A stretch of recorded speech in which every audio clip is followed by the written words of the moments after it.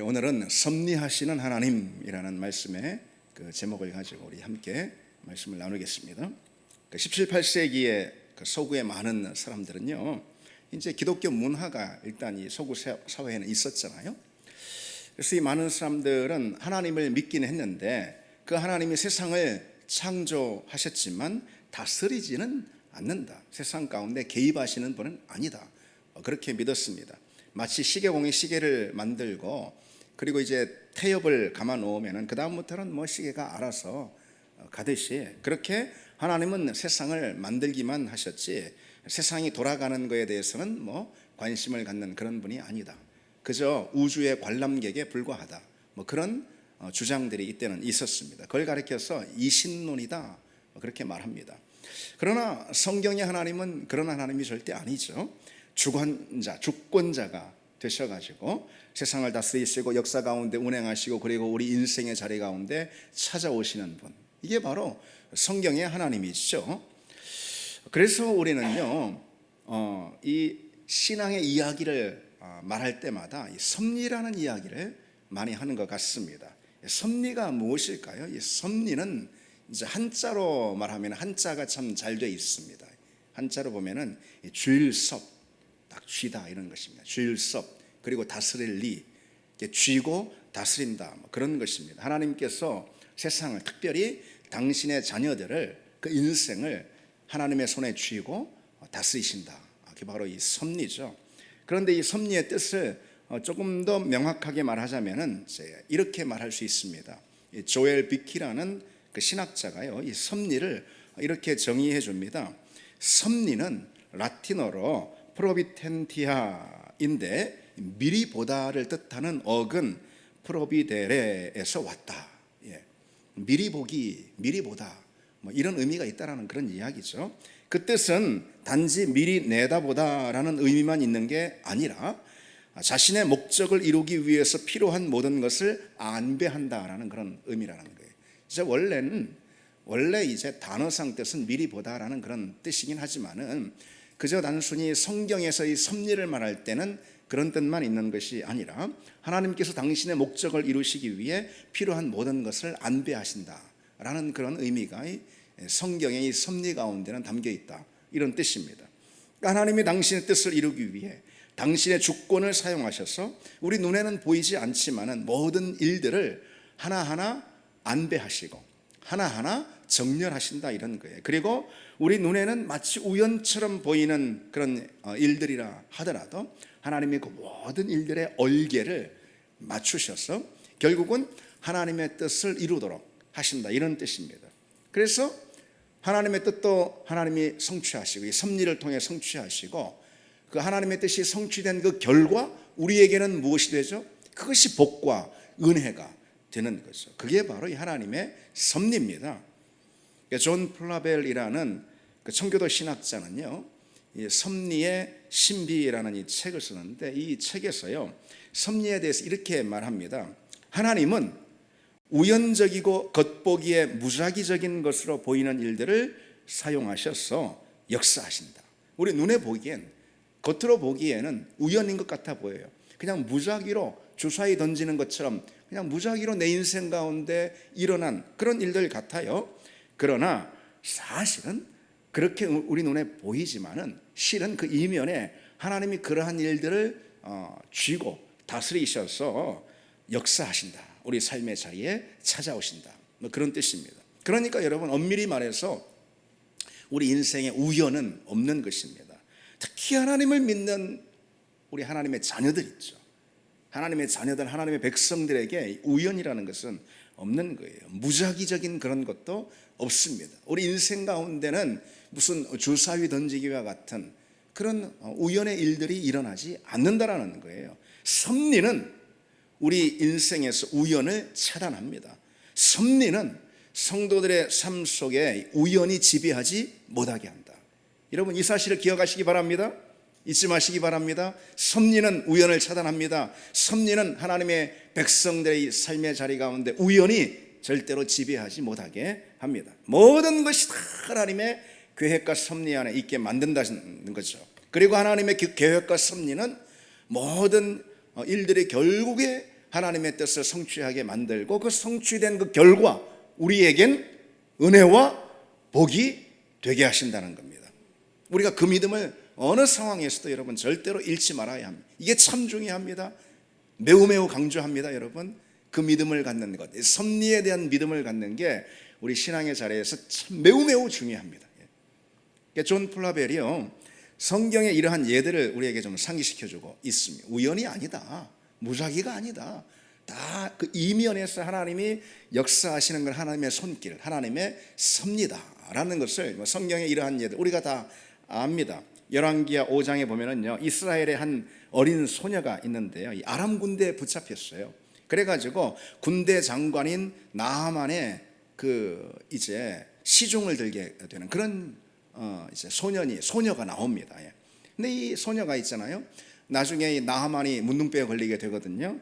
그때 나하만에게 이스라엘에 아주 능력 있는 선지자가 있다 하면서 그 엘리사, 선지자 엘리사를 소개해 주게 되고, 나하만이 엘리사에게 나가잖아요. 그리고 결국 그 문둥병을 낫게 됩니다. 그래서 이 나하만이 이방인인 나하만이 하나님을 믿게 되는 그런 역사가 일어나죠.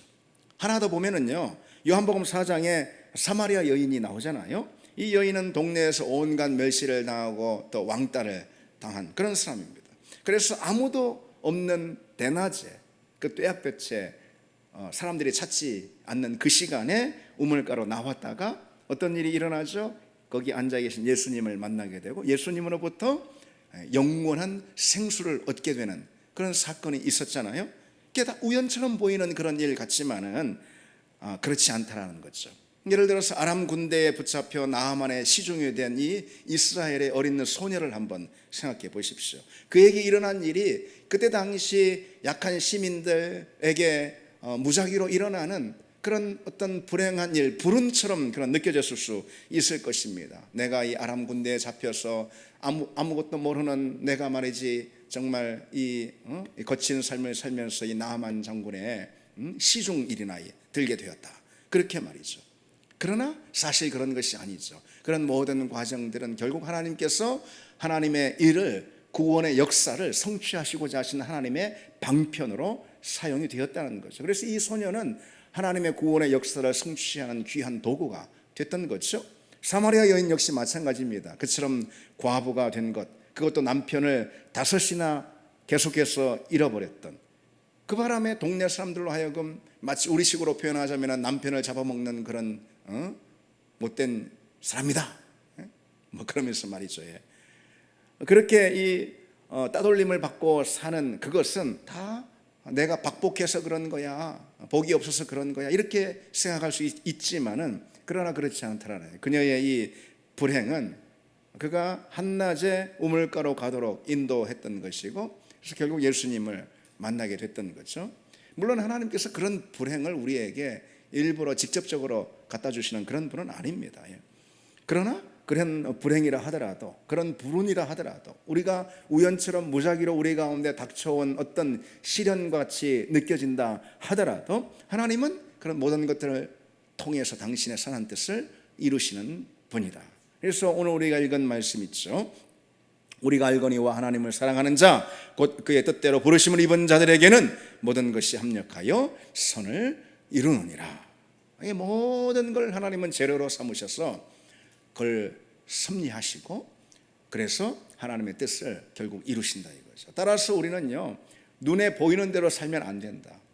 이 사실이 중요합니다. 여러분, 우리 눈에 보이지 않는 하나님의 섭리를 바라보는 것, 바로 믿음이 그런 거예요. 여러분, 결국 모든 일은 우연으로 되는 게 아닙니다. 그리고 또 우리 노력으로, 우리 힘으로 되는 것도 아닙니다. 모든 일들은 무엇이 이루죠? 하나님의 섭리가 이룹니다. 모든 일은 섭리대로 되는 거예요. 섭리대로. 우리가 그 믿음을 가져야 합니다. 눈에 보이는 대로 되는 게 아니에요. 현실이 이러니까 뭐 이렇게 되리라, 그런 게 아닙니다. 그 현실, 그 상황 이면에서 역사하는 하나님의 섭리가 있어요. 모든 일은 그 섭리가 이룹니다. 그래서 우리는 눈에 보이는 현실 이면에 있는 그 하나님의 섭리를 보는 믿음을 가져야 하는 거죠. 믿음은 다른 게 아니고 섭리를 보는 것, 이게 바로 믿음입니다. 17세기 저 화란의 네덜란드죠. 네덜란드의 신학자인 빌헤름 브라켈이라는 사람이 이렇게 가르칩니다. 더 이상 2차적인 원인에 의지하지 말라. 우리 눈으로 볼 때 이것 때문에 이게 원인이 돼서 이런 결과가, 우리 눈에 볼 때 우리가 판단할 때 어떤 인과관계가 다 있잖아요. 그렇죠? 근데 그런 게 아니라는 거예요. 그런 게 세상 일이 그렇게 되는 게 아니라는 거죠. 그렇게 되는 게. 더 이상 당신의 소유나 힘이나 지혜나 능력을 의지하지 마라. 내 힘이나 지혜나 능력을 통해서 그것이 원인이 돼서 이런 결과를 그럼 만들 수 있지, 그런 게 아니라는 거예요. 그렇게 되지 않는다는 거예요. 더 이상 친구나 원수에 관심을 가지지 말라. 그래서 내가 이래 하면은 친구가, 내가 이래 하면은 원수가 또 어떻게, 그렇게 우리 인생이 작동이 되지 않는다는 거예요. 수단은 단지 수단일 뿐 모든 피조물 너머에 계시는 하나님을 바라보라. 모든 피조물 너머에 계시는 진정한 작동자인, 진정한 운행자인, 다시 말해서 진정한 주권자인 하나님을 바라보라 그랬습니다. 우리는 현실을 보고 판단하는 사람이 아니라는 거예요. 여러분, 믿음의 깊이는 다 그것을 통해서 알 수 있습니다. 그 사람이 뭐 집사냐, 권사냐, 뭐 목사냐, 이런 걸 통해서 그 사람의 믿음의 깊이를 알 수 있는 게 아니에요. 10년 교회 생활했냐, 예배 가운데 막 핏대를 올리며 목청껏 찬양하느냐, 아니면 심지어 교회에서 열심히 봉사하느냐, 이런 걸 통해서 사실 그 사람의 믿음의 깊이를 정확히 알 수 있는 게 아닙니다. 섭리를 보는 시야가 있느냐, 이것입니다.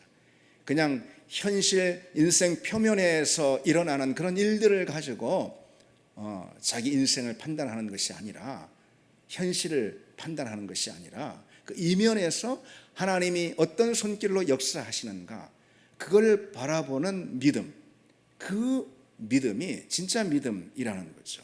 우리는 상황을 보고 판단하는 그런 사람들이 아닙니다. 기다려야 하는 거죠. 그래서 상황이 이렇지만, 현실이 이렇지만 기다려야 하는 거예요. 왜? 상황이 결과를 만들어내는 거 아니에요. 뭐가 결과를 만들어내죠? 무엇이 성취를 가져오죠? 그 이면에서 역사하는 하나님의 섭리. 그러니까 이 섭리는 우리 상황, 우리 눈에 띄는 상황보다 금방 우리가 캐치할 수 있는 것이 아닙니다. 그렇죠? 그러니 우리는 기다려야 하는 거죠.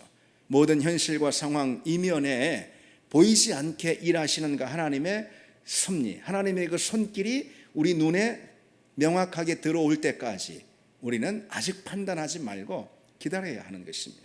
그게 바로 믿음이고 하나님의 섭리를 대하는 중요한 태도입니다. 판단을 보류하는 것, 판단을 보류하는 것입니다. 그리고 기다리는 것입니다. 이게 믿음의 아주 중요한 내용입니다. 여러분, 성경을 보십시오. 출애굽한 이스라엘 백성들은 광야로 나오잖아요. 그런데 나오자마자 아말렉을 딱 마주하지 않습니까? 복병을 만났어요. 그러나 결과를 보면 어때요? 우리는 알고 있잖아요. 그 결과를 보면은 그 아말렉 복병이라는 것은 결국 하나님의 승리를 이스라엘 백성들에게 안기고자 하는 그런 하나의 과정에 불과했습니다. 여호와 니시라는 그 하나님을 만나게 하는 그런 한 과정이었어요. 이게 섣불리 아말렉 복병을 만났을 때 판단하고 뭐 이러니 저러니 이렇게 말하지 말아야 하는 것이죠. 그렇죠. 다니엘이 바벨론의 포로로 잡혀갔습니다. 그 역시 어떤 일이 있어, 어떤 섭리가 있었죠. 하나님께서 다니엘을 사용하셔서 당시 세계를 경영하고자, 이스라엘뿐만 아니라 당시 세계 역사를 경영하고자 하시는 그런 하나님의 섭리의 일환 아니었습니까? 그렇잖아요. 낯선 땅에 잡혀왔을 때 이 다니엘 입장에서 보면은 여러분, 이것이 얼마나 두렵고 불안하고 얼마나 참 암담하고 답답한 그런 상황이었겠습니까? 그렇잖아요. 곳곳에 위험이 도사리고 있는 그런 포로 생활이었어요. 그러나 우리가 알듯이 다니엘은 그 순간 상황을 보고 현실을 보고 쉽게 판단하지 않았어요. 하나님은 이런 분이니 저런 분이니 판단하지 않았습니다. 에스더서를 또 보시면은요, 하만이라는 이 장군이 계략을 꾸며가지고 이스라엘을 멸족시키려고 그랬잖아요. 그러나 그 일은 오히려 어떤 결과를 낳았죠? 하나님이 당신의 구원을 이스라엘 백성들에게 베푸는, 그래서 불임절이 나왔잖아요. 그런 결과를 가져왔습니다. 그러니까 처음에 이 하만이 그런 계략을 꾸미고 했을 때 얼마나 두려웠겠습니까? 이스라엘 백성들. 이제 그냥 한 사람이 죽는 게 아니에요. 가문 하나가 없어지는 게 아니고 그냥 멸족이 되어버리는 민족이에요. 얼마나 두렵고 얼마나 살벌한 그런 상황이었습니까? 그러나 판단을 보류하고 기다리는 것, 사실 그건 쉬운 게 아니에요, 여러분. 말이 쉽지, 그렇지 않겠습니까? 쉬운 게 아니에요. 그러나 그 순간에도 판단을 보류하고 하나님이 어쩌니, 인생이 어쩌니, 세상이 어쩌니 판단을 보류하고 기다리는 것, 기도하는 것, 그것이 바로 믿음이고, 그걸 다르게 말해서는 섭리를 보는 것이 믿음이라 이런 것입니다. 섭리를 보는 것이 믿음이고, 섭리가 분명히 그 눈앞에 다가올 그때까지 기다리는 것, 이것이 진짜 믿음인 것이죠. 우리는 지금 당장의 일로 섣불리 뭔가를 판단해서는 안 됩니다. 그 사실을 가장 잘 보여주는 성경의 인물이 여러분 요셉이잖아요. 요셉이 당한 어려움을 한번 보십시오. 자기 인생의 불행으로 그가 얼마든지 판단할 수가 있었을 거예요. 내 인생은 불행이야, 이렇게 보면서 얼마든지 하나님을 원망할 일이 있다면 얼마든지 있을 거예요. 하나님의 인도하심에 의문을 품는다면 얼마든지 품을 수 있는 그런 상황 아니겠습니까? 그러나 우리가 알듯이 요셉은 그렇게 하지 않았잖아요. 그것도 그 어린 시절 요셉이 말이죠. 오히려 요셉은 자신이 애굽의 노예로 팔려갔던 것도, 또 보디발에 의해서 감옥에 갇힌 것도, 그 오랜 세월 정말 도무지 이해할 수 없는 그런 여러 가지 시련을 겪은 것들, 그런 것들이 다 하나님께서 당신의 섭리 가운데 당신의 뜻과 목적을 나를 통해 이루시려는 그런 과정이었다라고 요셉은 분명 그런 믿음을 가졌던 거죠. 그래서 일의 끝에서 요셉은 이렇게 고백하지 않습니까? 신앙 고백 가운데 참 가장 정말 감동적인 고백이 이 고백이잖아요. 창세기 45장에 당신들이 나를 이곳에 팔았다고 해서 근심하지 마소서, 한탄하지 마소서. 하나님이 생명을 구원하시려고 나를 당신들보다 먼저 보내셨나이다. 그런즉 나를 이리로 보내신 이는 당신들이 아니요 하나님이라. 바로 그런 게 믿음이라는 것이죠. 우리는 종종 여러분, 하나님의 섭리 가운데 행하시는 일들이 있는데 그걸 모르고 그걸 판단하고 또 하나님의 일들에 대해서 우리가 부당하게 여기는 그런 경우들이 많이 있습니다. 문제를 만나거나 곤경에 처했을 때 특별히 그렇죠. 그걸 불평하거나 하나님을 원망합니다. 이 일이, 이 상황들이 결국 나를 힘들게 만들 것이고 나한테 큰 해를 끼칠 것이다, 이렇게 미리 단정해 버리는 거예요. 미리 단정해 버리는. 이 일은 나한테 안 좋은 거, 미리 단정해 버리는 거예요. 그 상황과 현실 안에 처해서 지금 이 현실이 나에겐 해로운 것이다 라고 이렇게 단정하는 것은 여러분 믿음이 아닙니다. 결국 우리가 그 자리에서 기다리고 그 모든 것이 선명히 드러나는 그 순간이 올 것인데 그때까지 판단을 보류하는 것입니다. 그게 믿음이고, 하나님은 그런 믿음에 응답해 주십니다.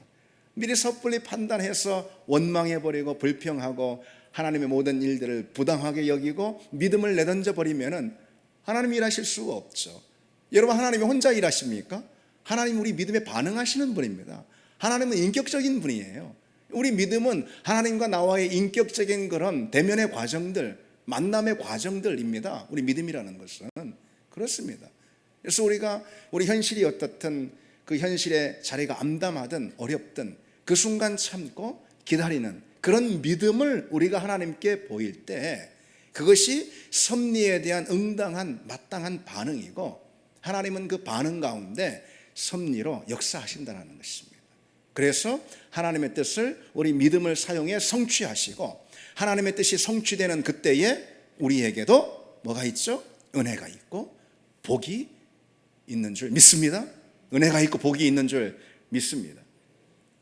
섭리의 전체적인 얼개는요, 섭리가 진행되는 도중에는 알 수가 없어요. 누구도 모르는 거예요. 그것은 믿음이 좋다고 아는 게 아니에요.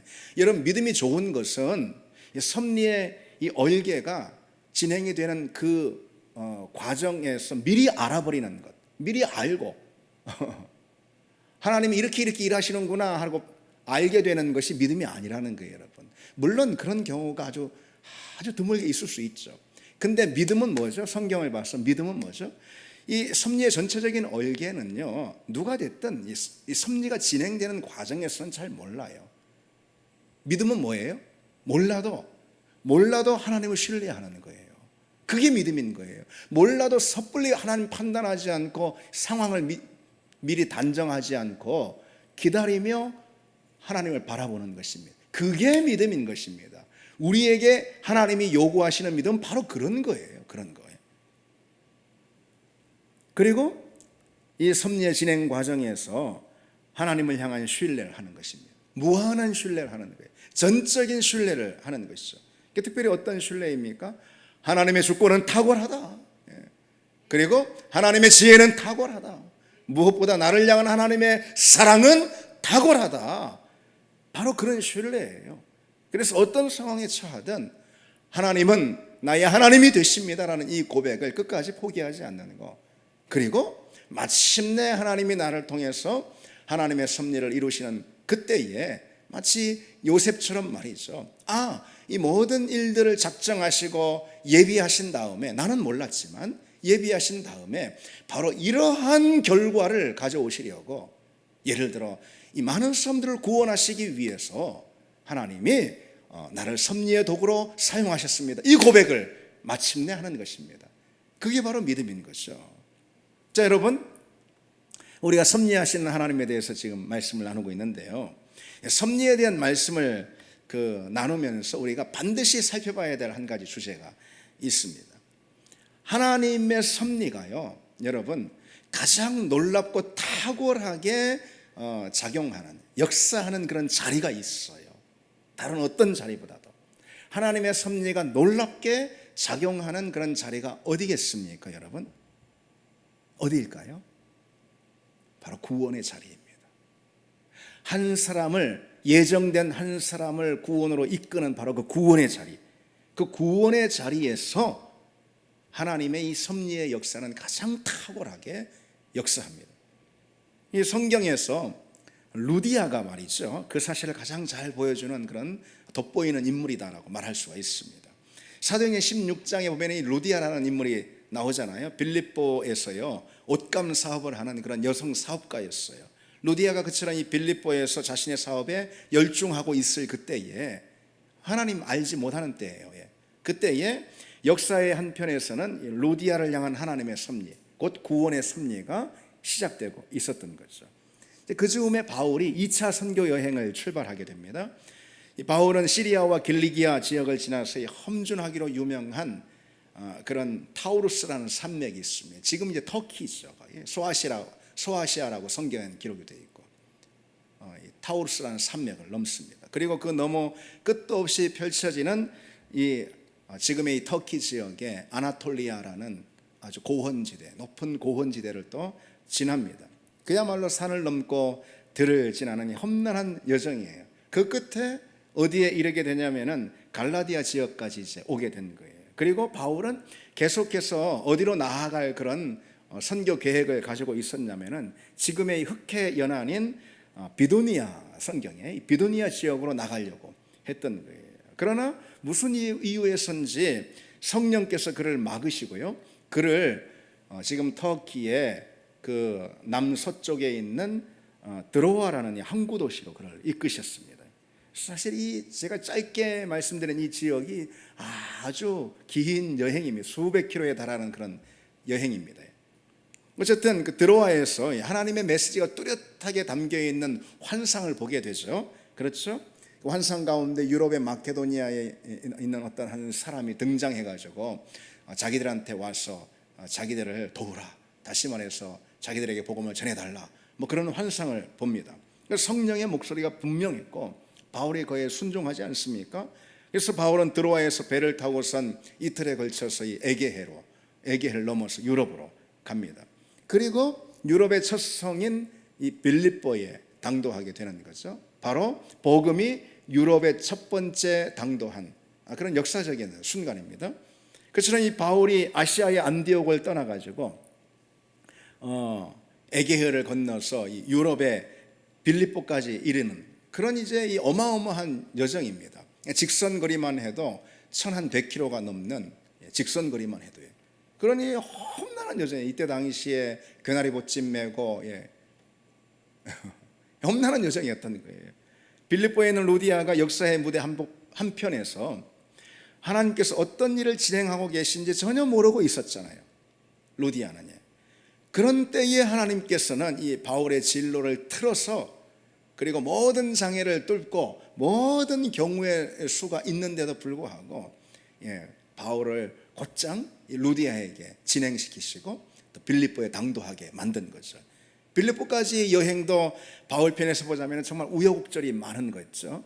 근데 빌립보에 도달해가지고 당도해가지고 첫 번째 회심자가 있어요. 첫 번째 회심자는 루디아인데, 루디아를 만나기까지 과정도 뭐 여러 우여곡절들이 많이 있었습니다. 참 드라마틱하다라고 말할 수가 있어요. 바울은 그곳에서 이제 유대인 회당을 찾습니다. 바울이 이제 선교를 하는데, 선교하는 이 전략이 뭐냐면은 유대인 회당을 중심으로 센터로 삼아서 어느 지역이든 선교를 했다 이 말이죠. 그런데 이 빌립보는 유대인들이 살고 있지 않는 그런 도시였어요. 그래서 유대인 회당이 없습니다. 어쩔 수 없이 안식일을 지켜야 하는데, 어쩔 수 없이 안식일 기도를 드리기 위해서 그가 어찌어찌 하나님의 인도하심이겠죠. 발걸음이 닿는 곳에 가게 됐는데, 빌립보 외곽에 그 안기테스 강가라는 그런 강가로 그가 가게 된 거예요. 뭐 목적을 딱 정해서 간 게 아닙니다. 그 걸음이 그렇게 이렇게 인도가 된 거예요. 근데 그곳에 가니 한 무리를 만나게 되었고, 바로 루디아와 그의 가솔들이었습니다. 바로 그 순간, 그러니까 바울이 루디아 앞에 선 바로 그 순간 성령께서 루디아의 심장을 두드리셨고 루디아가 마음을 열게 된 거죠. 그래서 바울로 인해서 복음을 듣게 되는 역사가 일어난 것입니다. 여러분 생각해 보십시오. 그런 수많은, 얼마나 많은 경우의 수가 있습니까? 바울이 루디아까지 닿기까지 얼마나 많은 난관들이 있고 얼마나 많은 장애들이 있었을까요? 그런 가운데 이 복음이 전달이 된 거죠. 많은 도시들 가운데 왜 빌립보였을까? 수백 킬로를 달려와서 왜 루디아라는 그 여인을 만나게 되었을까? 모든 게 다 하나님의 섭리였다라는 것이죠. 하나님은 뜻하고 계셨어요. 물론 바울은 몰랐죠. 루디아 역시 전혀 몰랐죠. 바울의 다른 많은 길들을 다 막으시고 그날 그때 그 강가에 루디아를 만나게 하신 분, 당연히 하나님 아니겠어요? 정작 복음을 전하는 바울도 그 모든 과정들이 왜 어떤 목적을 향해서 달려가고 있는지 전혀 몰랐고, 또 복음을 전해받은 루디아 역시 어떤 경로들을 통해서 어떤 기가 막힌 드라마틱한 섭리의 역사를 통해서 이 복음이라는 선물이 자신에게 전달되었는지 루디아도 뭐 전혀 알 길이 물론 없었겠죠. 누구만 아십니까? 오직 섭리의 주관자이신 하나님만 아시는 거죠. 그리고 모든 환경과 모든 여정과 모든 때와 모든 장소, 그런 수많은 변수를 정확히 계산하시고 빈틈없이 복음을 바울을 통해서 루디아에게 말하자면 배달하게 하신 겁니다.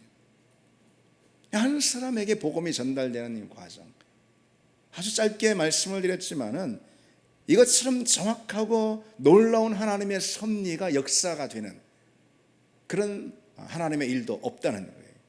그래서 스펄전 목사님은요, 이 사도행전 16장의 이 대목을 주의하면서 이렇게 감탄하고 있어요. 루디아의 회심이라는 섭리의 옷감을 만들어내기 위하여 얼마나 많은 실이 함께 섞여 짜였는지요. 이게 우리 역시 마찬가지라는 거예요.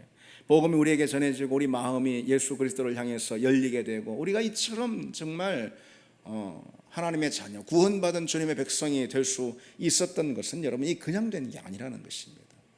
이게 거저된 것이 아니라는 것입니다. 우리는 알 길이 없지만은 이 역사의 이면에 하나님이 일하시는 하나님의 섭리의 손길들이 얼마나 놀라운 손길들이 있었는지 우리는 짐작할 수가 있는 거죠.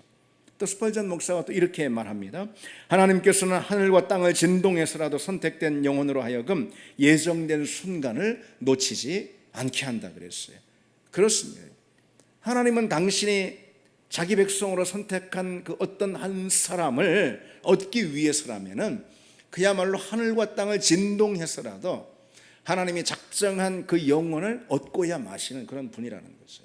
바울이 어디 있었습니까? 세상에 저 시리아 안디옥에 있었잖아요. 안디옥에 그 멀고 먼 여정, 그 험난한 여정을, 그리고 바다를 건너서 대륙이 다른 유럽까지 와가지고 하나님이 루디아를 건지기로 루디아에게 복음의 선물을 주시기로 작정한 이상 그 모든 여정이 다 극복이 되고 돌파가 되어서 결국 복음이 루디아에게 당도하게 만드셨다라는 거죠. 그처럼 놀라운 일이 없는 거예요.